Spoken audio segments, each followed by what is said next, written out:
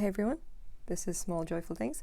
As always, my name is Claire. I go out to thrift stores and estate sales and garage sales and basically anywhere I can find.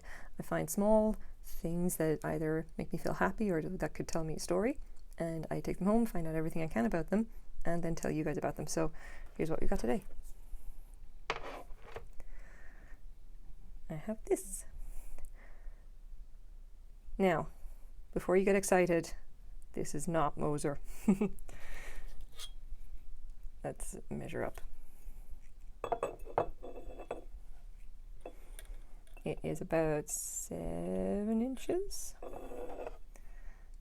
I'm going to say that it is just about, say, 2 3/4 inches across at the widest point. So it's a small little thing. This is a bud vase. It is blown glass.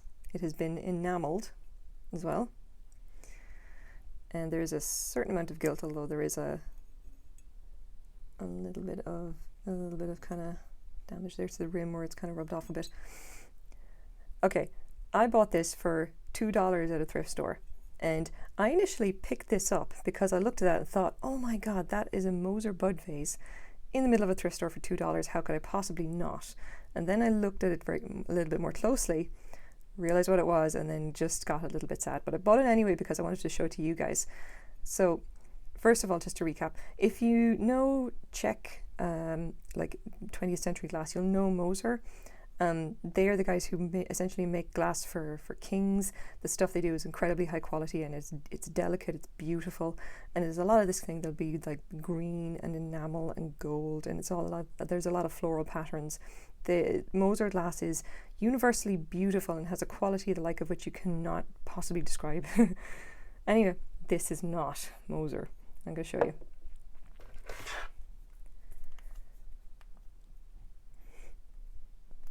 Never get that right. Okay, just to show you to start with, this is what a real Moser bud, like green, hand-blown bud vase looks like. Hopefully this will show up properly. You can see that the details are delicate and well formed. The gilt is bright and perfect. Like, I like to say that like there's a reason that this is the glass that the royalty will buy when they want shiny things. It is incredibly high quality and it's beautiful to see in person, which is not this. Anyway, so why is this not Moser? Okay, well, for a start, like the gilt is just rubbing off and it's terrible quality. It does not shine, not in any way.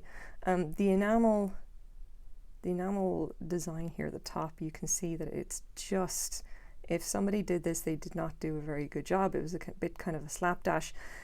Like what you can see on Moser designs anyway is that they are perfect. They are so perfect and they are done with an expert artistic hand. This kind of wasn't. This is kind of done any old way. And you can see that the quality isn't great anyway. It's got little bits of damage there.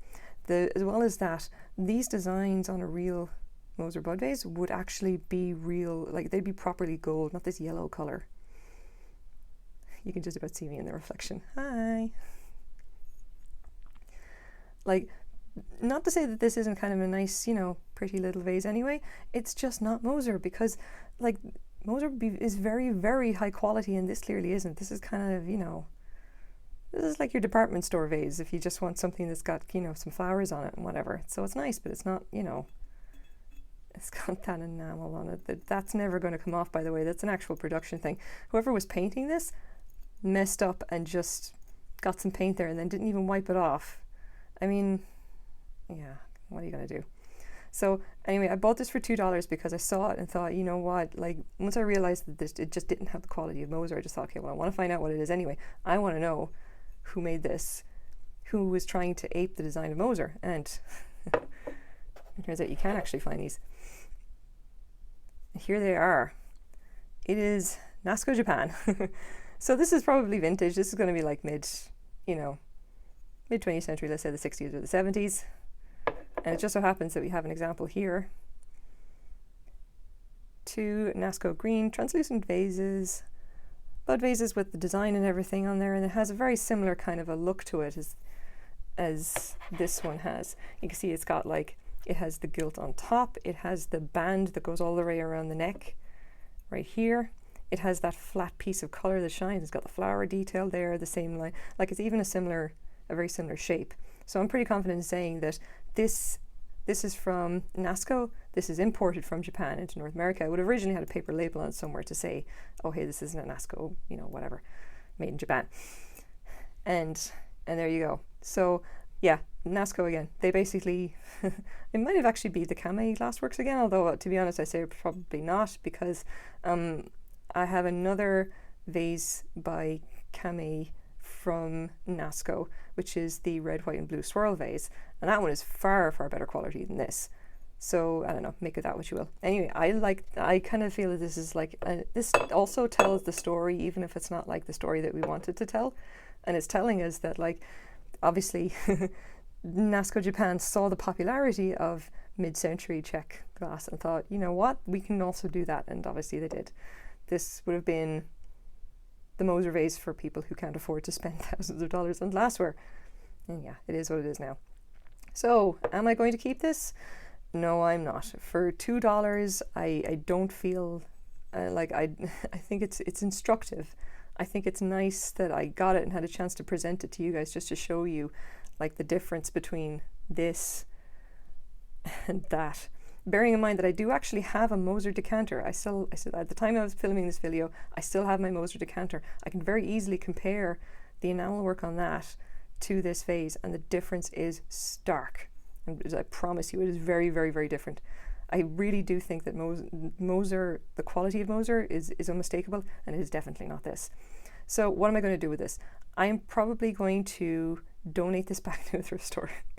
I don't feel like going through the trouble of actually selling it. I don't think it's actually quality. I personally am not happy enough with the quality to want to sell it to someone. I can't sell something unless I actually feel happy about it in some way. It's like I really ought to feel like what I'm actually sending out is something that's good and worthwhile, and this just does not connect to me at all. I think it's instructive. I think it has a story, and that's kind of it. It's interesting. So I'm sure if I would call this joyful, but I definitely call it like some of those weird little oddities of the mid 20th century glass making competition, I guess. So make of it what you will. Maybe we can take joy in that, huh? Okay. Thanks very much for watching.